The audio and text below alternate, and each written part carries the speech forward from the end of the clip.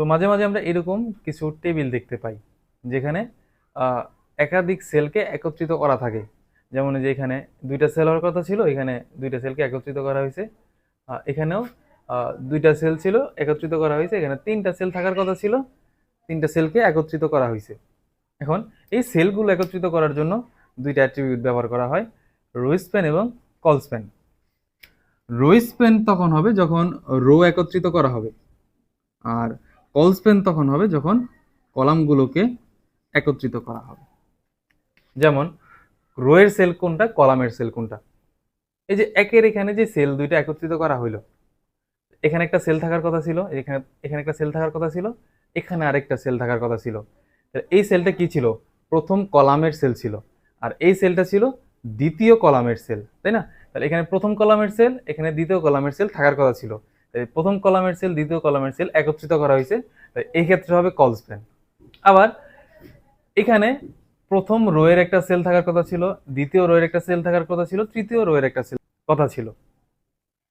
যেহেতু এখানে রো এর সেল একত্রিত করা হয়েছে, এটার জন্য হবে রো স্প্যান।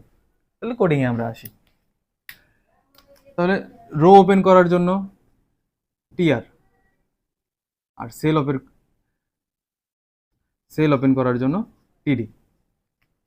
এখন এই রো স্প্যান, কল স্প্যান এগুলো লিখতে হয় টিডি ট্যাগের সাথে।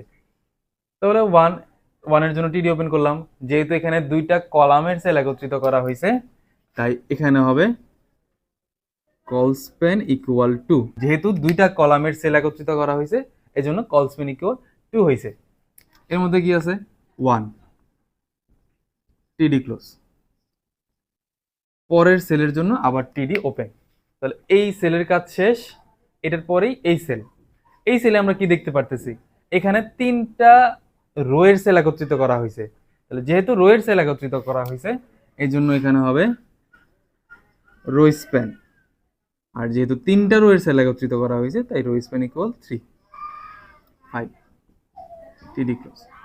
তাহলে এটার কোডিং করা হইলো, এটার কোডিং করা হইলো, এই রো শেষ তাই এটার টিআরও ক্লোজ, টিআর ক্লোজ। এবার দ্বিতীয় রো এর জন্য দ্বিতীয় টিআর ওপেন। তাহলে এটা হলো দ্বিতীয় রো। তো দ্বিতীয় রোতে আমরা শুরুতেই 2 দেখতে পারতেছি। তাহলে এই সেলটা ওপেন করার জন্য টিডি ওপেন করলাম। এখানে 2 এর সেলটাতে কি করা হয়েছে, এখানে একটা রো এর সেল ছিল, এখানে আরেকটা রো এর সেল ছিল। এই যে রো এর সেল, রো এর সেল, দুইটা রো এর সেল একত্রিত করা হয়েছে। এইখানে হবে রো স্প্যান ইকুয়াল টু টিডি ক্লোজ। 2 এর পরে 3 একদম নর্মাল আছে, এটার জন্য এক্সট্রা কোনো কিছুই ব্যবহার করতে হবে না, টিডি ক্লোজ। 3 এর পরে 5 আসে, 5 এর কোডিংটা আমরা পূর্বের রোতেই শেষ করে ফেলছি, তার মানে এখানে আর কিছু বাকি থাকে না। এটার জন্য যে টিআর ওপেন করছিলাম এই টিআরটাও ক্লোজ। এইবার আসি তৃতীয় রো। তৃতীয় রো এর জন্য তৃতীয় টিআর ওপেন। তাহলে তৃতীয় রো অনুসারে যদি আমরা যাই তাহলে এখানে প্রথমে 2 দেখতে পাই, 2 এর কাজ দ্বিতীয় রোতে শেষ, 4 আসে। 4 এর জন্য এক্সট্রা কোনো কিছুই লেখা লাগবে না, টিডি 4 টিডি ক্লোজ টিআর ক্লোজ। কেন টিআর ক্লোজ, 5 এর কোডিং শেষ, তাহলে এই রোতে শুধুমাত্র 4 এর কোডিংটা বাকি ছিল, 4 এর কোডিং করা হলো। তাহলে একইভাবে রো ক্লোজ করার মাধ্যমে পুরো টেবিলের কোডিং শেষ, তাই টেবিলটা ক্লোজ, বডি ক্লোজ এবং HTML ক্লোজ।